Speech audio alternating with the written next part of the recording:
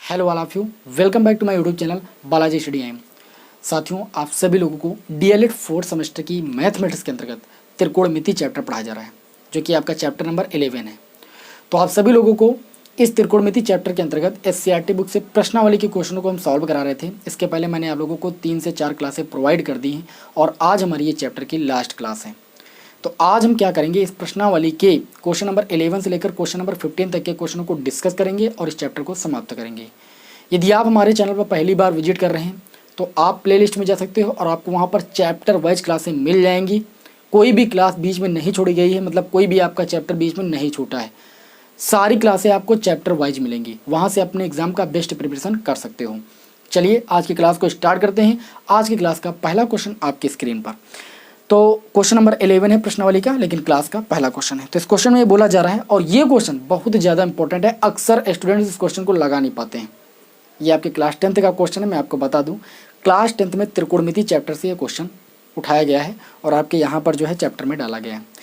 यहाँ पर देखिए बताया जा रहा है कि समकोण त्रिभुज पी क्यू आर में कोण क्यू जो है वो 90 डिग्री है तथा P R plus Q R बराबर 25 सेंटीमीटर है और पी क्यू बराबर 5 सेंटीमीटर है। तो आपको साइन पी, कॉस पी तथा टैन पी के मान ज्ञात करने हैं। ठीक है, तो दिया क्या क्या दिया गया है, यहाँ पर एक समकोण त्रिभुज दिया गया है। तो ये आपका क्वेश्चन नंबर 11 है। तो सबसे पहले क्या करेंगे, हम एक समकोण त्रिभुज का निर्माण करेंगे। समकोण त्रिभुज का नाम क्या होगा, पी क्यू आर।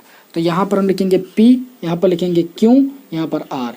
ये क्यों लिखेंगे इस तरीके से, देखिए आप यहाँ पर भी पी लिख सकते थे। पी आर का स्थान जो यहाँ पर निश्चित नहीं है, यहाँ पर भी आर हो सकता है, यहाँ पी भी हो सकता है। ठीक है, तो इसका और इसका स्थान निश्चित नहीं, लेकिन इसका स्थान निश्चित है। क्यों, क्योंकि कोण क्यू जो है वो आपका 90 डिग्री है।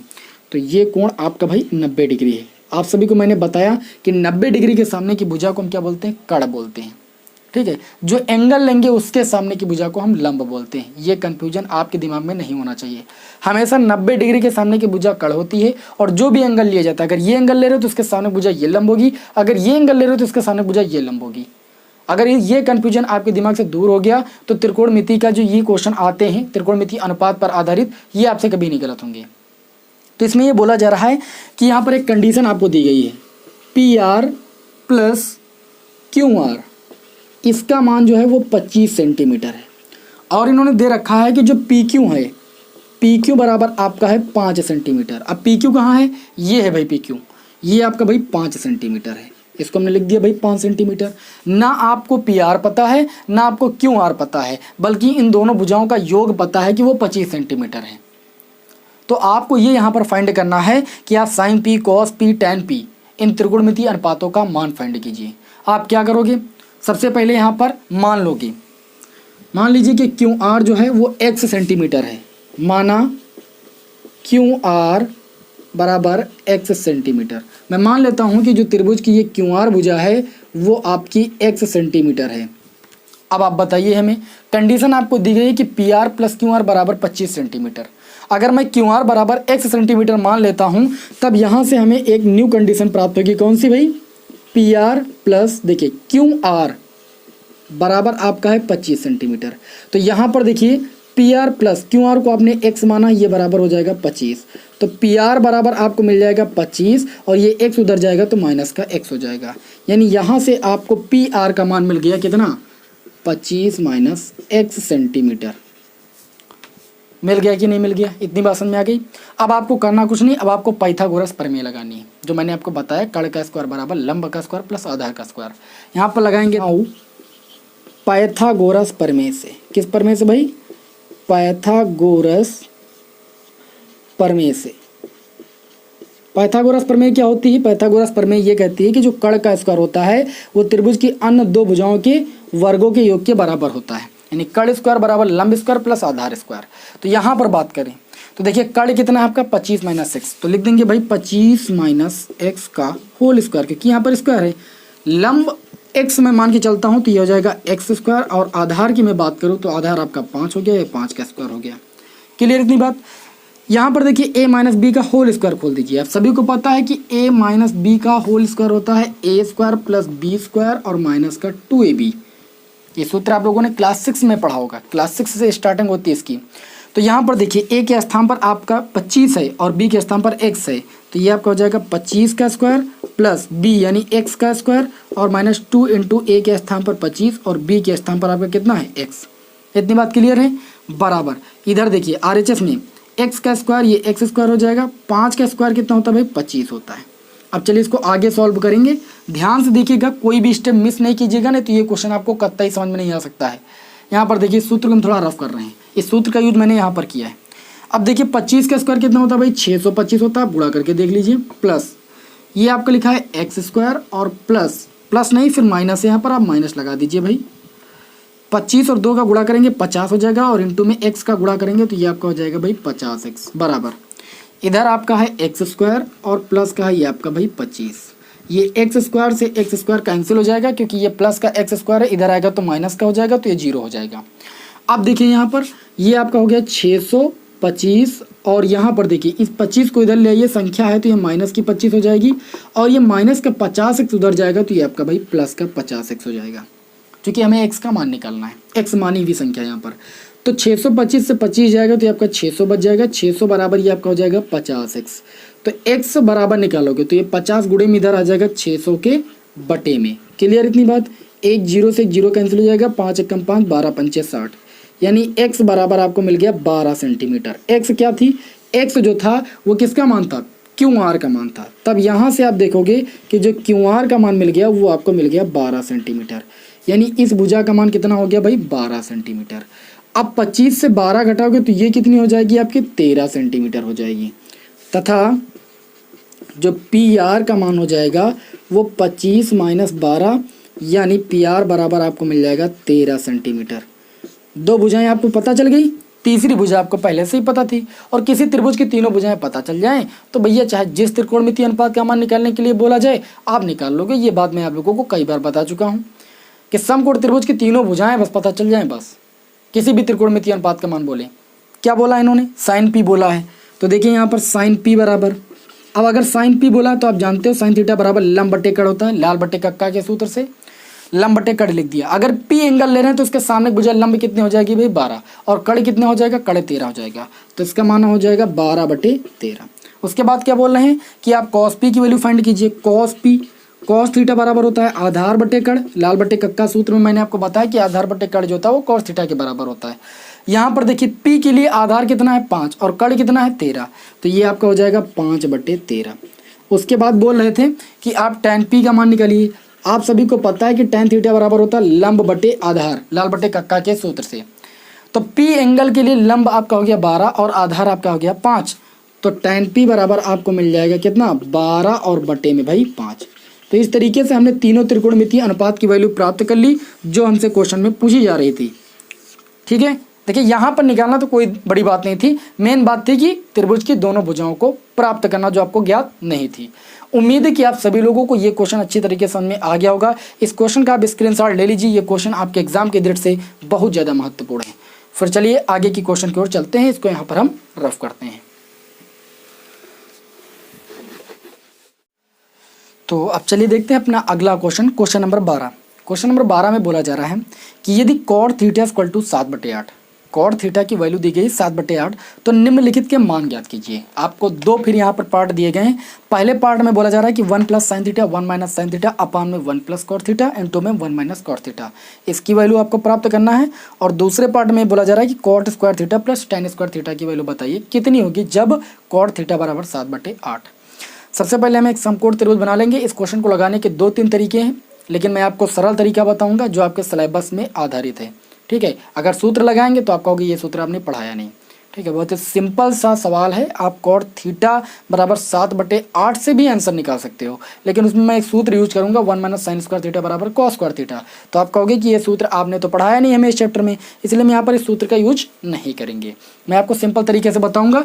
यहाँ पर देखिए क्वेश्चन नंबर 12 में क्या बोला जा रहा है। बोला जा रहा है कि यदि कॉट थीटा इक्वल टू 7/8 है, कितना भाई 7/8 है, तो पहले पार्ट में बोला जा रहा है कि आप वैल्यू फाइंड कीजिए 1 प्लस साइन थीटा और 1 माइनस साइन थीटा, और बटे में भाई 1 प्लस कॉस थीटा और यानी इनटू में 1 माइनस कॉस थीटा। इसकी वैल्यू आपको प्राप्त करनी है पहले पार्ट में। और दूसरे पार्ट में वैल्यू आपको प्राप्त करनी है कि कॉट स्क्वायर थीटा और प्लस टेन स्क्वायर थीटा की वैल्यू कितनी होगी भाई। इन दोनों पार्टों को भाई सॉल्व करना है। चलिए ध्यान से देखते हैं इधर। अगर इस एंगल को हम थीटा मान लें तो थीटा के सामने की भुजा ये लंब हो जाएगी, ये आपका कड़ हो जाएगा, ये आपका आधार हो जाएगा। ये तो आपको क्लियर है ना। तो देखिए यहाँ पर कॉट थीटा बराबर होता है भाई कितना, आधार बटे लंब। लाल बटे कक्का सूत्र में आप सभी को मैंने बताया है कि उल्टा चलेंगे नीचे से ऊपर की ओर, तो आधार बटे लंब जो होगा वो कॉट थीटा के बराबर होगा। अगर लंब बटे आधार ऊपर से नीचे की ओर चलेंगे तो टैन थीटा हो जाएगा। ठीक है, तो यहाँ पर आधार आपको दिया गया है 7, इस थीटा के अकॉर्डिंग ये आधार हो जाएगा, और लंब आपका हो जाएगा 8, इस थीटा के अकॉर्डिंग ये लंब हो जाएगा। आप पाइथागोरस यहाँ पर प्रमेय लगाओगे तो पाइथागोरस प्रमेय, देखिए पाइथागोरस प्रमेय से अगर आप यहाँ पर पाइथागोरस प्रमेय अप्लाई करते हो तो ये जो भुजा है, ये भुजा निकालने के लिए कड़ स्क्वायर बराबर लंब स्क्वायर यानी 8 का स्क्वायर और प्लस आधार का स्क्वायर यानी 7 का स्क्वायर करोगे तो कड़ स्क्वायर बराबर 8 का स्क्वायर 64, 7 का स्क्वायर कितना हो जाएगा भाई 49 हो जाएगा। यानी इसको जोड़ोगे 9 4 13 और 6 4 10 11, यानी कड़ बराबर देखिए ये स्क्वायर जब इस 113 पर जाएगा तो ये अंडर रूट में बदल जाएगा, यानी इस कड़ की वैल्यू हो जाएगी अंडर रूट 113।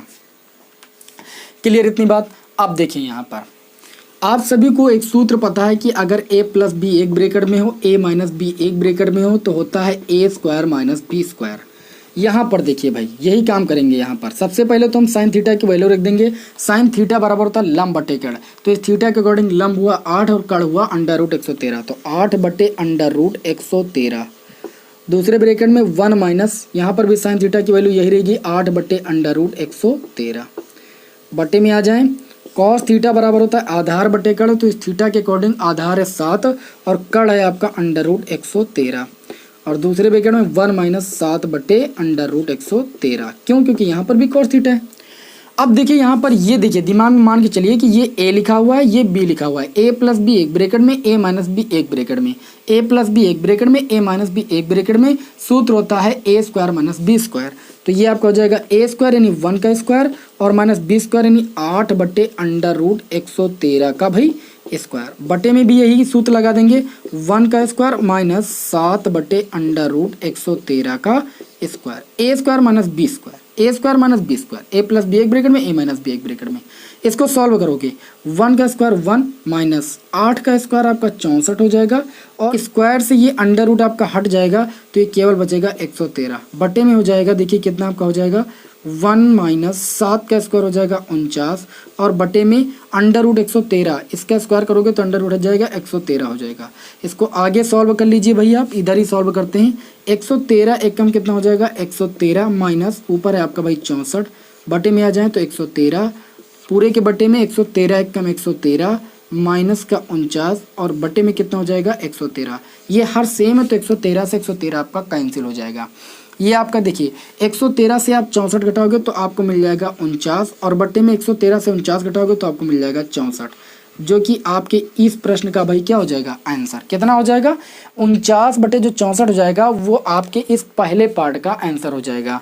यानी 1 प्लस साइन थीटा एक ब्रैकेट में, 1 माइनस साइन थीटा एक ब्रैकेट में, अपान में 1 प्लस कॉस थीटा और इंटू में 1 माइनस कॉस थीटा। इसकी वैल्यू जो होगी वो 49 बटे 64 हो जाएगी। अब इसी तरीके से दूसरे पार्ट को हम सॉल्व करेंगे। तो देखिए दूसरे पार्ट में ये बोला जा रहा है कि cot square theta plus tan square theta की वैल्यू प्राप्त कीजिए। तो कॉट थीटा की वैल्यू 7 बटे 8 दी गई है, तो ये आपका हो जाएगा 7 बटे 8 का whole square, plus tan theta जो होता है वो कॉट का उल्टा होता है। अगर कॉट थीटा बराबर 7 बटे 8 है तो यहाँ से टैन थीटा की जो वैल्यू हो जाएगी वो 8 बटे 7 हो जाएगी, उल्टा ही तो होता है। तो 8 बटे 7 जो हो जाएगा वो टैन का वैल्यू हो जाएगा। इसका स्क्वायर कर दीजिए क्योंकि टैन पर लगा हुआ है स्क्वायर। क्लियर इतनी बात। 7 का स्क्वायर सभी को पता है 49 होता है, 8 का स्क्वायर भाई कितना होता है 64 होता है, प्लस का 8 का स्क्वायर यहाँ पर 8 जो है अंश में तो ये हो जाएगा 64 और बट्टे में 7 का स्क्वायर 49। आप क्या करेंगे भाई, अब इनको हम जोड़ेंगे इन दोनों भिन्नों को, तो 49 का भाई गुणा हो जाएगा 49 गुणे 49 प्लस 64 का गुणा हो जाएगा यानी 64 गुणे भाई 64 और बटे में कितना आपका हो जाएगा 64 और गुणे में 49। अब आपको क्या करना है यहाँ पर 49 का गुणा कर लेना है। जब आप यहाँ पर 49 और 49 का गुणा करोगे तो आपको मिल जाएगा 2401। आप गुणा करके देख लीजिए भाई, ठीक है, क्योंकि यहाँ पर आप गुणा करना हो तो आपको बताएंगे नहीं। तो 49 और 49 का गुणा करोगे तो आपको मिल जाएगा 2401। और उसके बाद आप 64 का गुणा करके देख लीजिए, आपको मिलेगा 4096। कितना मिलेगा? 4096। पूरे के बट्टे में आ जाइए, इसको आप भाई मिलने नहीं देना। यहाँ पर देखिए पूरे के बट्टे में 64 और 49 का आप गुणा कर दीजिए, तो 64 और 49 का गुणा करोगे तो आपको मिल जाएगा 3136। कुल मिला के अब आपको करना क्या है, 2401 और 4096 को जोड़ लेना है। तो चलिए इधर हम जोड़ते हैं, हमारे पास थोड़ा सा जो है प्लेसमेंट कम है तो इधर ही एडजस्ट करेंगे हम। 2401 और 4096 को जोड़ेंगे, 6 1 कितना हो जाएगा भाई? 7 हो जाएगा। 9 और देखिए यहाँ पर 0, ये आपका हो जाएगा 9। और उसके बाद देखिए 0 और 4 जोड़ेंगे तो ये आपका 4 हो जाएगा। उसके बाद 4 और 2 जोड़ेंगे तो ये 6 हो जाएगा, यानी 6497। बटे में कितना हो जाएगा? 3136। ये आपका भैया आंसर आएगा। इस सेकंड पार्ट का जो आंसर होगा वो 6497 बटे में 3136 जो होगा वो इस cot square plus tan square theta का मान होगा, जब कॉट थीटा की वैल्यू 7/8 दी है। क्लियर है? आप सभी लोगों को दोनों पार्ट समझ में आ गए।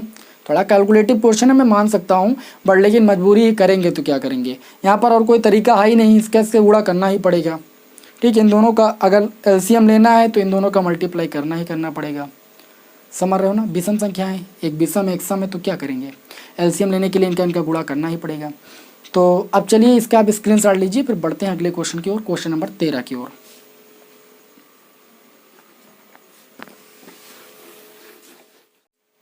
तो अब इसी क्रम में हम बढ़ते हैं अपने अगले क्वेश्चन नंबर 13 की ओर। तो क्वेश्चन नंबर 13 देखिए आप, क्वेश्चन नंबर 13 में ये बोला जा रहा है कि यदि 3 cot A = 4, ठीक है, यानी क्वेश्चन नंबर 13 में बोला जा रहा है कि 3 cot A = 4 यानी 4।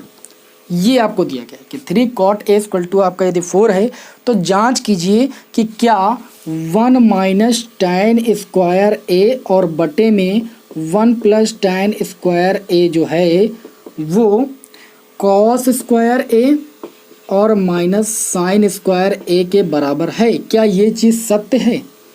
ये चीज़ आप यहाँ पर चेक कीजिए, ठीक है, बराबर है या नहीं, ये आपको जांच करनी है यहाँ पर। तो चलिए देखते हैं कैसे जांच करेंगे।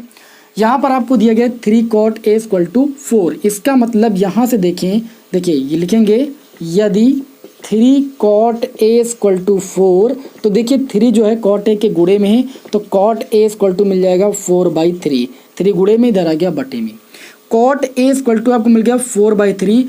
cot थीटा बराबर आपका क्या होता है? आधार बटे लंब। अगर मैं ये एंगल A मान लूँ तो इस एंगल A के अकॉर्डिंग जो आधार होगा वो आपका ये होगा, और आधार आपको मिल गया भाई 4। और उसके बाद बात करें लंब की, तो इस एंगल A के अकॉर्डिंग लंब ये हो जाएगा, जिसकी वैल्यू आपकी कितनी हो जाएगी भाई? 3 हो जाएगी, क्योंकि 4/3 था। बहुत सारे टीचर आपको यहाँ पर त्रिभुज का नाम लेकर भी जो है बताएंगे कि इसका नाम ABC रख लीजिए। नाम रखना या ना रखना, जब हमें इसकी कोई ज़रूरत नहीं तो हम यहाँ पर नाम नहीं रख रहे हैं, ज़रूरत पड़ती तो हम नाम रख लेते हैं। ठीक है, अगर आपको नाम रखना है तो नाम डिनोट कर सकते हो, ABCD या कुछ भी नाम आप दे दीजिए। हम यहाँ पर नाम नहीं ले रहे क्योंकि हमें नाम की कोई ज़रूरत नहीं। यहाँ पर cot A = ये आपका हो गया 4/3। तो यहाँ पर देखिए हमने 4 और 3 को डिनोट कर लिया। अब हमें कर्ण पता लगाने के लिए पाइथागोरस प्रमेय का यूज करना पड़ेगा। ये 90 डिग्री का एंगल है तो इसके सामने भुजा कर्ण हो जाएगी। यहाँ पर लिखेंगे पाइथागोरस प्रमेय से, पाइथागोरस प्रमेय से। पाइथागोरस प्रमेय आपकी क्या कहती है कि जो कर्ण का स्क्वायर होता है वो लंब के स्क्वायर प्लस आधार के स्क्वायर के योग के बराबर होता है। तो कर्ण हमें पता नहीं है, लंब पता है 3 का स्क्वायर कितना होता है भाई? 3 का स्क्वायर लिख दीजिए, और आधार 4 का स्क्वायर लिख दीजिए। 3 का स्क्वायर 9 होता है, 4 का स्क्वायर 16 होता है। कर्ण स्क्वायर बराबर 9 और 16 आप जोड़कर देख लीजिए 25 मिलेगा, यानी ये स्क्वायर उधर जाएगा तो ये √25 हो जाएगा। √25 का मान होता है 5, यानी कर्ण आपको कितना मिल जाएगा? 5 मिल जाएगा। इतनी बात समझ में आ गई। अब हमें ये चीज़ चेक करनी है कि ये चीज़ें आपस में बराबर हैं कि नहीं। अगर ये जो फलन है इसका मान इसके बराबर है तो पहले लेफ्ट हैंड साइड लेकर इसका मान निकालेंगे, फिर राइट हैंड साइड लेकर इसका मान निकालेंगे। यदि दोनों की वैल्यू बराबर आती है, लेफ्ट हैंड साइड की वैल्यू राइट हैंड साइड के बराबर आती है, यानी दाएं पक्ष की वैल्यू बाएं पक्ष के बराबर आ जाती है, तो ये दोनों आपस में क्या होंगे भाई? बराबर होंगे। यहाँ पर क्या करेंगे, सबसे पहले लिखेंगे लेफ्ट हैंड साइड लेने पर, लेफ्ट हैंड साइड आपको दिया गया है 1 - tan स्क्वायर A और बटे में 1 + tan square A। 1 minus tan a, tan a बराबर होता है लंब बटे आधार, तो इस a के अकॉर्डिंग लंब ये हो गया, आधार आपका 4 हो गया, तो 1 माइनस 3 बटे 4 का स्क्वायर कर देंगे क्योंकि यहाँ पर tan स्क्वायर है, बटे में 1 प्लस tan स्क्वायर a यानी 3 बटे 4 का स्क्वायर, क्योंकि यहाँ पर tan थीटा की भी वैल्यू वही होगी जो ऊपर होगी। इसको सॉल्व करेंगे तो 1 माइनस 3 का स्क्वायर 9 हो जाएगा, 4 का स्क्वायर आपका 16 हो जाएगा, बटे में 1 प्लस 3 का स्क्वायर 9, 4 का स्क्वायर 16, 16 कम 16, 16 से 9 जाएगा आपका बचेगा भाई कितना 7 और 7 बटे 16 हो जाएगा, पूरे बटे में 16 कम 16 और 9 ये आपका हो जाएगा 25 और 25 बटे 16, हर सेम है इसलिए 16 से 16 आपका कैंसिल हो जाएगा, ऊपर अंश में बचेगा 7, नीचे हर में बचेगा 25, यानी यहाँ पर देखें तो लेफ्ट हैंड साइड की जो वैल्यू मिली वो हमें 7 बटे 25 मिल गई। इतनी बात आप सभी को क्लियर है। अब आप यहाँ पर क्या करोगे, राइट हैंड साइड लोगे, यहाँ पर लिख देंगे हम इधर राइट हैंड साइड लेने पर, यानी यहाँ पर जो बायां पक्ष है वो आपका है कॉस स्क्वायर ए माइनस साइन स्क्वायर ए। चलिए इसकी वैल्यू फाइंड करते हैं। कॉस थीटा बराबर होता है आधार बटे कर्ण, तो इस ए के अकॉर्डिंग आधार हो गया 4 और कर्ण हो गया 5, तो ये हो जाएगा 4 बटे 5 का स्क्वायर। साइन थीटा बराबर होता है लंब बटे कर्ण, तो इस ए एंगल के अकॉर्डिंग लंब हो गया 3 और कर्ण हो गया 5, तो ये हो जाएगा 3 बटे 5 का स्क्वायर। 4 का स्क्वायर हो जाएगा 16 और 5 का स्क्वायर हो जाएगा 25, माइनस 3 का स्क्वायर भाई 9 और बटे में 5 का स्क्वायर भाई 25, दोनों का हर सेम है तो एक हर ले लेंगे 25 और 16 से 9 जाएगा तो आपका बच जाएगा 7। यहाँ पर मैं देख रहा हूँ कि जो लेफ्ट हैंड साइड की वैल्यू है वो राइट हैंड साइड के बराबर आ रही है, चूँकि करके आप लिख सकते हो, इसलिए जो ये चीज़ होगी यानी 1 माइनस tan स्क्वायर और बटे में 1 प्लस tan स्क्वायर की वैल्यू होगी वो कॉस स्क्वायर ए माइनस साइन स्क्वायर ए के क्या होगी भाई, बराबर होगी। क्या होगी भाई, बराबर होगी, क्योंकि लेफ्ट हैंड साइड की जो वैल्यू है वही राइट हैंड साइड की है। इसका मतलब ये है कि ये दोनों आपस में क्या है भाई, बराबर है। तो ये आपका था क्वेश्चन नंबर 13। उम्मीद है कि आप सभी को समझ में आ गया होगा। यदि आपको समझ में नहीं आ रहा तो उसका मतलब आपने इसकी पिछली क्लासों को अच्छे से वॉच नहीं किया है, इसलिए आप से रिक्वेस्ट है कि आप पहली क्लासों को आप ज़रूर देख लीजिए। इस चैप्टर को जब मैंने स्टार्ट किया था स्टार्टिंग देख लीजिए, मैंने क्या बेसिक बातें बताई थी उनको ज़रूर देख लीजिए, अन्यथा फिर ये आपको चैप्टर समझ में नहीं आ सकता है।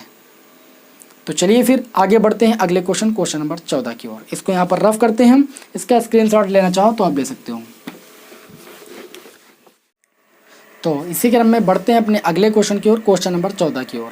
तो क्वेश्चन नंबर 14 में बोला जा रहा है कि यदि साइन थीटा इक्वल टू, क्या बोला जा रहा है भाई, यदि sine theta equal to 5/13, question आप देखिए स्क्रीन पर लिखकर आ रहा है 5/13, तो आपको वैल्यू प्राप्त करनी है। किसकी वैल्यू प्राप्त करनी है कि आप वैल्यू बताइए cot square theta minus tan square theta की जो वैल्यू होगी वो भाई कितनी होगी।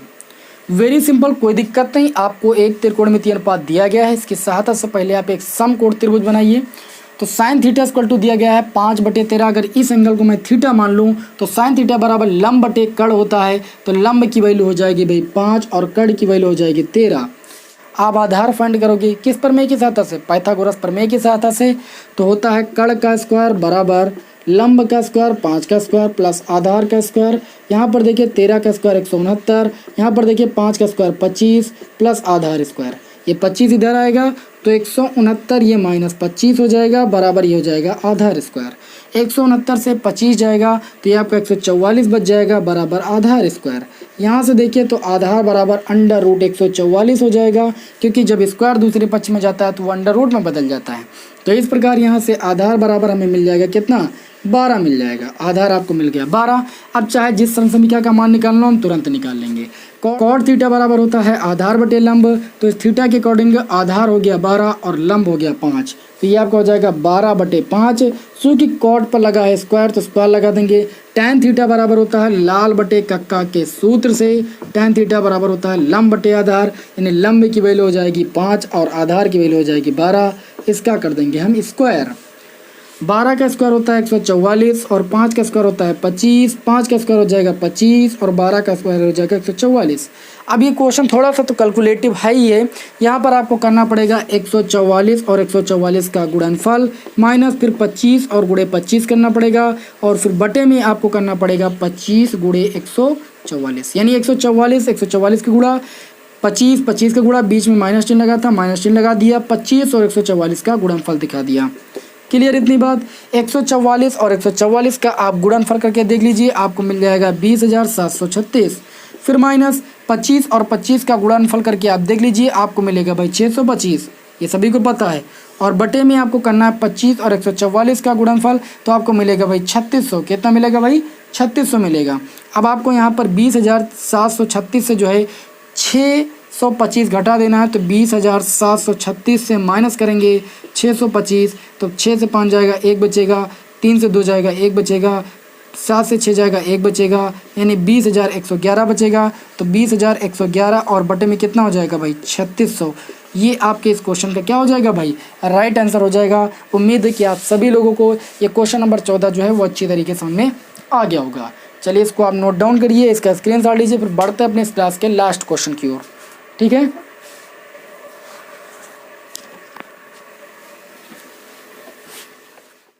तो बढ़ते हैं लास्ट क्वेश्चन की ओर। तो लास्ट क्वेश्चन में बोला जा रहा है कि यदि 15 cot A = 8 तो sin A sin C sec A sec C का मान ज्ञात कीजिए। थोड़ा सा क्वेश्चन घुमा दिया गया है, लेकिन बात मैंने आपको सारी बताई है।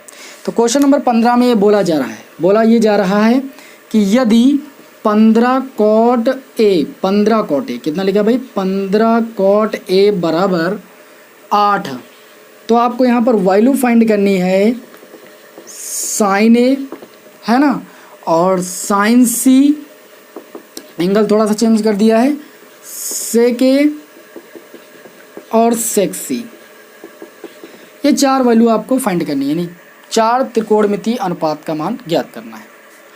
यहाँ पर देखें तो अगर इस समीकरण से तो cot A = ये 15 आ जाएगा 8 के भाई बटे में। cot थीटा बराबर होता है आधार बटे लंब, यानी आधार की वैल्यू 8 है और लंब की वैल्यू भाई 15 है। तो अगर ये एंगल A मान लें तो लंब आपका हो गया 15, आधार हो गया भाई आपका 8। पाइथागोरस आप प्रमेय लगाओगे, कड़ का स्क्वायर बराबर लंब का स्क्वायर 15 का स्क्वायर प्लस आधार का स्क्वायर 8 का स्क्वायर, तो कड़ स्क्वायर बराबर 15 का स्क्वायर 225, 8 का स्क्वायर 64, कड़ स्क्वायर बराबर 225 64 जोड़ोगे तो आपको मिल जाएगा 289। कड़ बराबर √ 289 और 289 का वर्गमूल सभी को पता है 17 होता है। कुल मिला के यहाँ पर कड़ हमें कितना मिल जाएगा भाई? 17 मिल जाएगा। और जब किसी समकोण त्रिभुज की तीनों भुजाएं पता चल जाएं तो चाहे जितने त्रिकोणमितीय अनुपात निकालने हो, मैंने बताया बहुत सिंपल तरीके से हम निकाल सकते हो। यहाँ पर देखिए, अगर हमें साइन ए का मान निकालना है, जब ए एंगल लेंगे और उसके बाद सी एंगल दिया गया है तो आप इसको बी मान लीजिए, इसको ऐसे आप डिनोट कर दीजिए ABC। अब आप कहोगे क्या बी इसको नहीं कर सकते हैं? बी इसको नहीं कर सकते हैं क्योंकि सी का मान पूछा गया है। अगर यहाँ पर हम बी कर देंगे तो बी का मान पूछा जाता है। बी आपका यहाँ पर 90 डिग्री है, इसका स्थान निश्चित है, इसको इधर नहीं लिख सकते हैं। ए और सी कोणों के रूप में त्रिकोणमितीय अनुपात पूछे जा सकते हैं, बी के रूप में नहीं पूछे जाते हैं। अगर बी के रूप में पूछा जाएगा तो बी को यहाँ लिखेंगे, सी को यहाँ लिखेंगे। समझ रहे हो ना? ये कोण लेकर 90 डिग्री का कोण लेकर त्रिकोणमितीय अनुपात आपसे नहीं पूछा जाएगा। इस कन्फ्यूजन में आप रहना भी नहीं। यहाँ पर आपको करना क्या है? साइन ए का मान निकालना। साइन ए का मान निकालना है तो ये लंब, ये कड़, ये आधार, और साइन ए बराबर होता है लंब बटे कड़। तो ए के अकॉर्डिंग लंब ये हो जाएगा 15 और कड़ कितना हो जाएगा भाई? 17। अगर आपको साइन सी का मान निकालना, चलिए इसको रब कर देते थोड़ा सा। इसके बाद आपको वैल्यू निकालना है साइन सी की। तो साइन सी की वैल्यू निकालने के लिए आप क्या करोगे? सी, देखिए सी एंगल लोगे तो इसके सामने भुजा फिर ये लंब हो जाएगी, ये आधार हो जाएगी, ये कड़ हो जाएगी। साइन थीटा बराबर लंब बटे कड़ ही होता है। अब लंब ये आपका हो गया 8 और कड़ आपका वही रहेगा 17। उसके बाद सेक ए की वैल्यू प्राप्त करनी है। तो लाल बटे कक्का सूत्र में मैंने आपको बताया, क्या बताया भाई? कि कड़ बटे आधार, कड़ बटे आधार होता है सेक थीटा बराबर। ए एंगल ले रहे हो तो ए एंगल के अकॉर्डिंग जो कड़ होगा वो 17 होगा और आधार जो होगा वो आपका 8 होगा। अगर आप सेक सी की वैल्यू प्राप्त करोगे तो सूत्र यही लगाओगे कड़ बटे आधार, लेकिन इस सी के अकॉर्डिंग ये लंब होगा, ये आधार होगा, ये कड़ होगा। तो कड़ कितना है? 17 और आधार कितना है यहाँ पर? 15। इस सी के अकॉर्डिंग ये लंब होगा, आधार नहीं होगा, आधार ये होगा, तो आधार 15 लिख दिया। इस प्रकार हमने यहाँ पर क्या किया है? चारों त्रिकोणमितीय अनुपात की वैल्यू प्राप्त कर ली है। क्वेश्चन नंबर 15 आप देख सकते हो कितना आसान क्वेश्चन था। उम्मीद है कि आज की क्लास आप सभी लोगों को अच्छी लगी होगी और त्रिकोणमिति चैप्टर समाप्त होता है आज से। अब जब भी त्रिकोणमिति की बारी आएगी तो मैं सीरीज के क्वेश्चन आपको सॉल्व कराऊंगा, प्रीवियस ईयर पेपर में आप लोगों को सॉल्व कराऊंगा। चलिए मिलते हैं आपको नेक्स्ट वीडियो में। जय हिंद, जय भारत।